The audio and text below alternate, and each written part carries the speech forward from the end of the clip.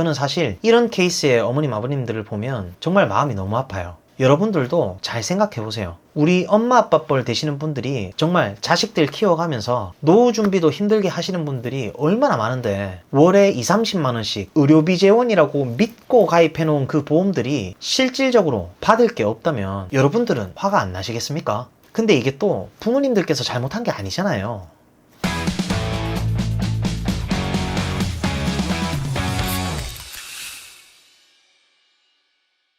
네, 안녕하세요. 여러분들의 갈증을 톡 쏘는 보험 지식으로 해소시켜드리는 보험사이다입니다. 반갑습니다.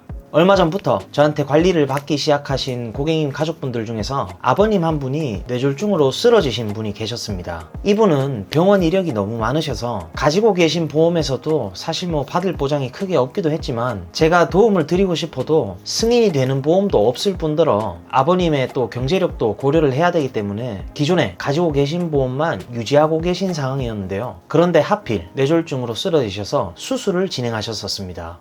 근데 이게 뇌졸중이나 뇌혈관질환은 사실 대부분 병원에서 장기 입원을 하지는 않습니다. 급성기 치료를 마치게 되면 퇴원을 하게 되는데 그래서 병원 측에서는 다 끝나고 이제 퇴원하라고 했었습니다. 보니까 뇌졸중 환자분들도 컨디션에 따라 다르긴 하겠지만 수술을 잘 마치면 보통 한 보름 정도 있다가 대부분 다 퇴원을 하시더라고요. 이 고객님도 실제로 뇌수술을 하셨고 15일 만에 퇴원을 하셨었습니다. 그래서 지금은 요양병원에서 재활을 하고 계신데 근데 이분은 기존에 간병인 보험이 없으셨던 분이셨습니다. 이분의 경우에는 남은 가족들이 직장을 관두고 투입이 될 수는 없는 상황이셔서 병원에서 실제로 간병인을 사용을 하셨대요. 여러분 혹시 지금 1일당 간병인 하루 사용 비용이 얼마인지 아시나요? 여성분들은 보통 13만원이고 남성분들은 몸집도 크고 무겁고 이러니까 보통 만원을 더 받기도 한다고 하더라고요. 물론 이건 업체마다 금액은 조금씩 다를 수는 있겠지만 보통 요즘 간병인 하루 인건비가 13만원에서 14만원 정도 하는 것 같습니다.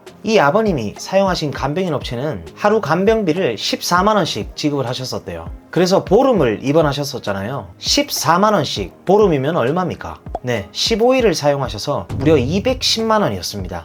이게 사실 보통 일은 아니죠. 지금 요양병원에서 열심히 치료를 받고 있으신데 근데 이 요양병원에서도 간병인이 필요하잖아요. 지금 이분이 계시는 요양병원은 공동간병을 쓰고 계십니다. 직간접적으로 경험해보신 분들은 잘 아실 텐데 보통 요양병원은 간병인 한 분이 환자를 6명 또는 4명까지 케어를 하고 있습니다. 한 명이 한 명을 돌보는 것도 쉽지 않은데 사실 이건 좀 많이 힘들겠죠. 근데 이게 중요한 게 아니라 이 요양병원에 간병인도 비용이 들어가잖아요. 고객분한테 여쭤봤더니 하루에 45,000원씩 들어간다고 하더라고요. 그런데 이 지금 요양병원에서 언제 퇴원하실지는 사실 이건 아무도 모르는 상황이거든요. 그래서 제가 정말 이 환자분이 치료도 중요하지만 이 가족분들의 간병인에 대한 걱정이 정말 크다는 걸 또 한 번 재차 느낄 수가 있었습니다. 왜냐면 이게 마음이 아프긴 하지만 기약이라는 게 없잖아요. 네, 참 이런 경우에는 제가 도와드릴 수 있는 방법도 없어서 마음이 갑갑하긴 한데 여러분들은 꼭 이런 경우가 발생됐을 때 그나마 현명하게 대처를 하실 수 있도록 제가 오늘은 간병보험에 대해서 정확히 알려드릴 예정입니다. 지금 간병인에 관련된 보험은 크게 두 가지가 있죠. 간병인 사용일당과 간병인 지원일당이 있습니다. 이거 진짜 비슷하게 들리지만 아예 다르니까 좀 정확하게 기억해 놓으셨다가 잘못 가입하시는 일이 없으시길 바랍니다. 이게 실제로 정말 잘못 알고 내가 생각했던 것과 다르게 가입하시는 경우가 빈번히 발생을 합니다. 실제로 저한테 상담을 신청하시는 분들 중에서도 엄청 많으시더라고요. 간병보험은 간병인 사용일당이라는 보험이 있고 간병인 지원일당이라는 보험이 있습니다. 일단은 제가 여러분들이 쉽게 이해할 수 있도록 비교를 한번 해봐 드리겠습니다. 여러분들 되게 헷갈리시죠? 간병인 사용일당은 도대체 뭐고 간병인 지원일당은 도대체 뭔지 제가 한번 쉽게 비교를 해드리고 이런 사례에 있어서 실제 이런 보험이 있었다면 얼마나 도움을 받을 수 있었을까까지 제가 한번 쉽게 설명을 드려보도록 하겠습니다. 간병인 지원일당과 간병인 사용일당의 예시 비교표를 통해서 한번 비교를 해볼게요. 간병인 지원일당은 말 그대로 보험회사에서 간병인을 직접 보내줍니다. 간병인 사용일당의 경우에는 내가 직접 간병인을 구합니다. 그래서 간병인을 사용하고 나중에 그 비용을 보험회사에 청구하는 구조고요. 병원마다 지원해주는 금액은 정해져 있습니다. 간병인 지원 일당의 경우에는 입원하기 48시간 전에 콜센터로 전화를 하셔서 간병인을 신청하시면 됩니다. 여기서 또 이렇게 말했다고 무조건 48시간 전에 전화를 해야 되냐? 아니요, 꼭 그런 건 아니니까 크게 걱정은 안 하셔도 됩니다. 이것도 처음 들어보실 텐데 내일 입원하는데 신청 기간을 놓쳐가지고 오늘 만약에 급하게 신청을 하면 이미 하루밖에 시간이 안 남은 거잖아요. 원칙상으로는 이틀 48시간 전에 신청을 해야 되는 거니까. 실제로 청구를 도와드려 본 결과 웬만하면 전날에 간병인을 배정해달라고 말을 해도 지급이 다 알아서 잘 되더라고요. 저는 사실 청구 사례가 워낙 많기 때문에 여러분들께 이렇게 쉽게 핵심 포인트를 알려드릴 수가 보험사이다. 무튼 그리고 간병인 사용 일당의 경우에는 간병인을 내가 직접 스스로 구해야 합니다. 그리고 간병인 지원 일당은 인건비랑 상관없이 간병인을 지원해 주잖아요. 그래서 인건비 상승이라든지 물가 상승을 크게 걱정할 필요가 없습니다. 간병인 사용 일당의 경우에는 지급 금액이 정해져 있습니다. 요새 간병인 사용 일당이 체증형이 생겼다고 하면서 지급 금액이 일정 시기마다 올라가는 게 나왔다고 하는데 과연 그게 최저시급이 매년 변동되는 상승률을 뛰어넘을 수가 있을까요? 인건비는 거의 매년 올라가죠. 간병인 사용 일당을 기존에 가지고 계신 분들은 꼭 알고 계셔야 하는 게 별도의 비용이 추가로 발생될 수가 있습니다. 계산 잘 해보시고요. 그리고 이게 진짜 중요해요. 간병인이 왔는데 간병인이 마음에 안 들 수도 있잖아요. 교체 가능합니다. 간병인 지원 일당은 가능하고요. 간병인 사용 일당의 경우에는 간병인이 마음에 안 들어. 그럼 또다시 내가 구해야 하는 번거로움이 발생될 수도 있겠죠. 네, 간병인 사용 일당은 본인이 직접 간병인을 알아서 구해야 합니다. 그리고 또 간병인 지원 일당은 한 가지 딱 아쉬운 점이 비갱신이 없습니다. 지금 현재 갱신형으로 다 운영이 되고 있고요. 그리고 간병인 지원 일당의 경우에는 만약에 내가 간병인을 안 썼어. 그럴 경우에는 정해진 일당으로 지급을 합니다. 간병인 사용 일당의 경우에는 내가 입원을 했어요. 그런데 간병인을 안 썼어. 그러면 지급되는 내용이 전혀 없습니다. 그리고 간병인 지원 일당의 경우에는 감액이나 면책이 없잖아요. 그냥 내가 간병인을 쓰게 되면 사람이 오는 거기 때문에 내가 따로 들어가는 비용이 없습니다. 그러면 감액될 것도 없겠죠. 사람을 이렇게 반틈 줄 수는 없잖아요, 그죠? 그리고 간병인 사용 일당의 경우에는 상해는 그런 내용이 없지만 질병의 경우에는 회사마다 조금씩 다를 수는 있지만 보통 1년 미만은 50%를 지급을 합니다. 그러면 간병인 지원 일당은 질병도 감액기간이 없는 건가요? 사람인데 당연히 감액기간이 있을 수가 없겠죠. 아까도 말씀드렸다시피 사람 자체를 보내주는 거니까. 우선 첫 번째로 간병인 지원 일당과 사용 일당에 대해서 간략하게 비교를 해드려 봤고요. 실제로 이번에는 만 63세 제 고객분을 한번 대입을 해서 비교를 해볼게요. 보험 광고는 손해보험 광고심의 기준을 준수하였으며 유효기간은 심의일로부터 1년입니다. 만약에 이분이 간병인 사용 일당을 가입을 했다. 그러면 아까 일반 병원에 15일을 입원을 하셨었잖아요. 그러면 지금 간병인 사용 일당의 경우에는 유병자 상품에서도 15만원까지 지원이 되거든요. 일반 병원은 그러면 부담이 없어요. 병원에 15일 있으셨던 건 부담이 없잖아요. 15만원까지 지원을 해주는데 실제 나는 14만원에 간병인을 썼으니까 이 210만원에 대한 거는 간병인 사용 일당에서 다 지급을 받을 수가 있었을 거예요. 그런데 문제는 요양병원이에요. 이 간병인 사용 일당의 가장 큰 단점이 저는 그거라고 생각을 합니다. 이분은 기존에 고혈압약을 복용하셨던 분이에요. 그럼 만약에 가입을 하셔도 유병자 상품으로 가입을 하셔야 되잖아요. 유병자 상품에서 요양병원의 경우에는 얼마를 지급합니까? 2만원이요. 2만원씩 지원을 하거든요. 그런데 제가 아까 이분이 하루에 45,000원씩 낸다고 했잖아요. 45,000원의 직접적인 부담이 드는데 2만원 밖에 지급을 안 해요. 그러면 나머지 하루에 25,000원씩은 내가 직접 부담을 하게 됩니다. 우리가 보험을 가입했잖아요. 그럼 보험에서 도움을 받으려고 가입을 했는데 간병인 지원 일당 보험을 만약에 가입하셨다 그러면 병원에 15일 입원하신 기간에는 들어가는 비용이 없죠. 사람을 지원해 준 거니까. 그리고 지금 요양병원에 계시잖아요. 그런데 제가 알아보니까 요양병원은 특징이 있습니다. 요양병원에 사설간병인이 들어갈 수 있는 병원이 있고요. 내가 구한 사설간병인이 못 들어가는 병원이 있는 거죠. 그래서 여러분들이 요양병원을 알아보실 때는 그 점도 반드시 알아보셔야 할 것 같아요. 그래서 만약에 내가 들어간 병원이 공동간병만 쓸 수 있는 병원이다. 실제로 제 고객분이 지금 그런 병원에 계시거든요. 그런 경우를 제가 말씀드려 볼게요. 그러면 지금 공동 간병을 쓰고 있고 하루에 45,000원씩 부담이 발생을 하잖아요. 이렇게 되면 간병인 지원 일당 보험에서는 사람이 못 들어가는데 어떻게 할까요? 간병인을 지원하는 건데 이런 경우에는 어떻게 되는 거지? 그러면 이 간병인 지원 일당 보험에 약관을 봐야죠. 이런 경우에는 어떻게 하는지 약관을 봐야 되겠죠. 제가 누굽니까? 톡 쏘는 보험 지식으로 여러분들의 갈증을 보험사이다. 바로 약관을 보겠습니다. 정말 쉽게 알려드릴 거니까 꼭 집중하세요. 자, 지금 2항을 한번 보실게요. 다만 회사가 부득이한 이유로 간병인을 지원하지 못하는 경우, 딱 제가 말씀드렸던 경우죠. 병원에서 지금 사설 간병인을 못 들어오게 하는 거잖아요. 그러면 보험회사에서 지원을 할 수가 없죠.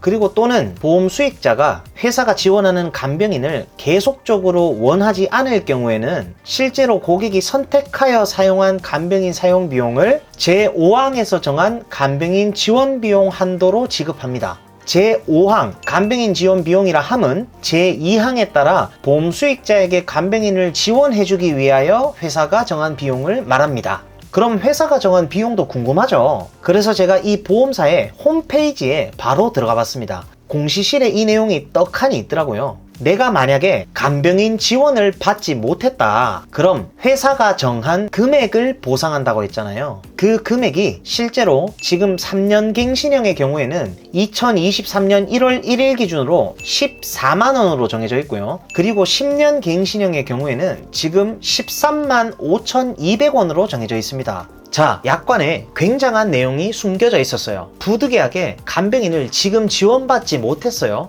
그러면 14만원 혹은 대략 13만 5천원이 지금 정해진 금액의 한도 내에서 보상을 받을 수 있다는 거예요. 그러면 우리 고객님이 지금 하루에 4만 5천원씩 비용이 발생한다고 했잖아요. 공동 간병인 비용이 13만 5천원, 14만원이면 다 비용을 충당할 수 있는 거잖아요. 그 금액을 다 받을 수가 있는 거예요. 4만 5천원을. 그래서 지금 요양병원에 입원하고 있어도 내 비용 부담이 없습니다. 그래서 정말 이런 간병인 지원 일당 보험이 있으면 어느 병원에 입원하든 저는 사실상 안심이 될 것 같습니다. 근데 여기서 잠깐, 이걸로 끝내면 보험사이다가 아니죠. 그럼 도대체 평균 입원 일수가 얼마나 입원하는지 제가 끝까지 파헤쳐 봤습니다. 정말 보험 전문가로서 제 도움이 필요로 한 분들께 보험을 만들어 드릴 때 담보 하나하나 신경을 써서 고객님들께 만들어 드려야 하기도 하고, 저조차도 사람이니까 충분히 궁금할 수 있는 내용이죠. 그래서 파헤쳐 봤습니다. 건강보험 심사평가원의 2017년 의료기관 종별 입원 진료지표 산출 결과입니다. 상급 종합병원에서는 평균 재원일수가 7.3일이에요. 그리고 종합병원의 경우에는 9.3일이고, 자, 요양병원을 보세요. 요양병원의 경우에는 평균 재원일수가 164.61, 164일이요? 네, 164일을 입원한다는 거예요. 제가 평균 입원 일수를 보여드렸어요. 충격적이지 않나요? 네, 그럼 우리가 가입하는 간병인 사용일당의 경우에 만약에 지금 일반 병원에서 7일에서 6일을 입원을 하고 나머지 160일을 요양병원으로 간다. 그러면 이건 진짜 생각도 하고 싶지 않습니다. 그렇죠? 진짜 만약에 우리 가족 중 한 명에게 한 명의 간병인을 써야 한다면 이건 좀 숙연해지는 내용인 것 같습니다. 그래서 이 보험사에다도 실제로 제 부모님께 간병인 사용이 아니라 간병인 지원 일당을 만들어 드렸었습니다. 이게 사실 기약이 없다 보니까 정말 마음이 무겁긴 하지만 가족들의 부담은 클 수밖에 없겠죠. 지금 간병인 지원 일당 보험에 대해서 저는 조금 더 간병인에 대한 니즈가 있는 분들한테는 이게 정말 금은보화 같은 보험이 아닐까라는 생각을 합니다. 어떤 보험을 지금 내가 예를 들어서 50대, 60대야. 그러면 여러분들은 어떤 상품을 선택하시겠어요? 저라면 간병인 지원 일당 보험을 선택하겠습니다. 저는 사실 가장 메리트가 있는 게 요양병원에 갔을 때도 지원이 된다는 게 사실 제일 메리트가 있다고 생각을 합니다. 그래서 저는 사실 10년 갱신이더라도 그래도 지원 일당을 선택할 것 같아요. 만약에 65세 분이 10년 갱신형을 선택한다면 그때는 75세거든요. 저는 사실 그 기간부터는 입원할 확률, 간병인을 쓸 확률이 높다고 생각을 해요. 무릎이라든지 고관절, 인공관절 수술을 하실 수도 있고, 그래서 진짜 필요한 시기에 적절하게 가입을 잘 하시길 바라겠고, 그리고 제가 이 간병인 지원 일당을 추천드리는 이유가 또 하나 더 있습니다. 실제로 간병인을 구해보신 분들은 잘 아시겠지만 간병인을 구하기가 또 쉽지가 않아요. 제 다른 고객 중 한 분이 실제로 간병인을 구하려고 전화를 했었는데, 그런데 간병인을 구하려고 하니까 대소변은 되는지 몸무게는 몇 킬로인지 다 물어봐요. 그런데 간병인이 안 구해지는 거예요. 간병인 업체에서 파견될 간병인들이 실제로 성별이 남자고 몸무게가 많이 나가고 몸부림이 심하고 등등의 이유를 대면서 힘들 것 같다고 캔슬하는 경우를 저는 고객님들을 많이 도와드리면서 직간접적으로 경험을 많이 해봤었는데, 이런 경우를 정말 자주 접했었습니다. 이게 진짜 간병인을 필요로 하는 환자의 배우자분이나 자녀들은 어떻겠습니까? 실제로는 발을 동동 구르고 가슴이 철렁 내려앉는 그런 감정이 들겠죠. 혹시 주변에 아는 간병인이나 아는 간병인 업체 없냐고 그래서 제가 그때 정말 많은 실감을 했었어요. 간병인 구하는 게 이게 정말 생각보다 쉽지는 않구나. 이게 진짜 중요한 거구나. 그런데 간병인 지원 일당은 그럴 필요가 없잖아요. 그리고 또 아까 약관에서 정말 중요한 내용이 있었어요. 실제로 고객분들이 간병인 지원 일당을 사용하시는 경우를 제가 보잖아요. 그러면 간병인과의 마찰이 분명히 있을 수가 있거든요. 이것도 실제 사례예요. 보험회사에서 간병인을 보내줬어요. 그런데 이 어머님이랑 안 맞는 거예요. 아드님이 계속 저한테 전화를 하는 거예요. 엄마랑 좀 안 맞는 것 같다고. 자, 이럴 경우에는 어떻게 해야 될까요? 보험회사에서 간병인을 보내줬는데 마음에 안 들어. 그러면 그냥 보험 쓰지 말고 그냥 내가 다시 구해가지고 내 돈을 낼 거예요. 자, 약관에 답이 나와 있습니다. 약관에서 뭐라고 했어요? 보험 수익자가 회사가 지원하는 간병인을 계속적으로 원치 않을 경우에는 실제 고객이 선택하여 사용한 간병인 사용 비용을 제5항에서 정한 간병인 지원 비용 한도로 지급을 합니다. 아까 제가 정했던 회사가 지금 현재 기준으로 정한 비용을 제가 얼마라고 했어요? 14만원, 13만 5천원을 지원해 주는 거야. 내가 직접 구하는 거예요. 그래서 보험회사에서 또 지원을 해주는 거예요. 이건 진짜 너무 좋지 않나요? 골절 진단비 30만원 받으려고 보험 가입할 바에는 저는 이게 훨씬 기회비용이 좋다고 생각을 합니다. 네, 그래서 예를 들어서 또 구하기가 힘들면 보험회사에서 보내주는 간병인을 또 한번 교체를 해보는 거죠. 근데 또 교체를 하다가 안 될 수도 있거든요. 그렇죠. 제 고객님께서 또 실제로 안 된 경우도 있었어요. 그래서 본인이 마음에 드는 간병인을 구한 경우가 있었습니다. 이런 경우도 다 지원이 되거든요. 그래서 저는 이 상품이 굉장히 유연성이 좋다고 생각을 합니다. 고객님들의 니즈에 맞춰서 정말 딱 필요한 시기에 잘 가입을 하셔서 더 이상은 보험으로 여러분들이 주구장창 보험료만 내고 손해보는 일이 저는 정말 없었으면 좋겠습니다. 제가 오늘 살짝 또 흥분을 했네요. 왜냐면 이게 보험을 들어놓고도 사실 받을 수 있는 보장이 별로 없어서 손해를 보시는 분들이 생각보다 너무 많으시더라고요. 진짜 필요한 보험이라고 하니까 믿고 가입을 했는데 실제로 보니까 보장 범위가 좁고 받을 게 없고 이런 경우가 여러분들 주변에도 있을 겁니다. 저는 사실 이런 케이스의 어머님 아버님들을 보면 정말 마음이 너무 아파요. 여러분들도 잘 생각해 보세요. 우리 엄마 아빠 뻘 되시는 분들이 정말 자식들 키워가면서 노후 준비도 힘들게 하시는 분들이 얼마나 많은데 월에 20-30만원씩 의료비 재원이라고 믿고 가입해 놓은 그 보험들이 실질적으로 받을 게 없다면 여러분들은 화가 안 나시겠습니까? 근데 이게 또 부모님들께서 잘못한 게 아니잖아요. 무튼 말이 좀 잠시 옆으로 샜었는데, 그런데 이 간병인 지원 일당 보험은 여러분들이 적재적소에 맞게 잘 사용을 하신다면 정말 간병에 대한 니즈가 있는 분들한테 꼭 필요한 보험이 아닐까 싶습니다. 젊은 분들한테는 간병인 지원 일당 보험을 절대로 권장드리지 않고요. 빨리 증권 한번 열어보시고 40대 미만의 젊은 분들은 그거 가입할 때가 아니니까 빨리 저축을 하세요. 저축. 차라리 만들고 싶으시면 치킨 한 마리 덜 먹고 우리 사랑하는 부모님들 간병인 지원 일당 빨리 만들어 드리시길 권장드립니다. 네, 오늘은 정말 오랜만에 열변을 토한 것 같은데 간병인 지원 일당 보험과 간병인 사용 일당 보험의 비교 영상을 좀 찍어봤고요. 여러분들이 잘 비교를 하셔서 나에게 꼭 필요한 보험, 우리 가족에게 꼭 필요한 보험 잘 구성을 하시는 데에 아마 큰 도움이 되셨으리라 생각을 합니다. 무튼 제 영상을 시청해주시는 많은 분들이 보험을 통해서 꼭 손해가 아닌 수혜를 받아보실 수 있는 그런 분들이 모두 다 되셨으면 좋겠고요. 그리고 보험 가입이나 리모델링에 대해서 궁금하시고 상담을 희망하시는 분들은 카카오톡 검색창에 보험사이다 검색하셔서 연락을 주시면 제가 순차적으로 상담을 면밀히 도와드릴 수 있도록 하겠습니다. 보험사이다 구독, 좋아요, 알림 설정 잊지 마시고요. 그럼 다음 시간에 더욱 시원하고 톡 쏘는 보험 지식으로 찾아뵙도록 하겠습니다. 이상 보험사이다였습니다. 감사합니다. 본 광고는 손해보험 광고심의 기준을 준수하였으며 유효기간은 시민으로부터 1년입니다.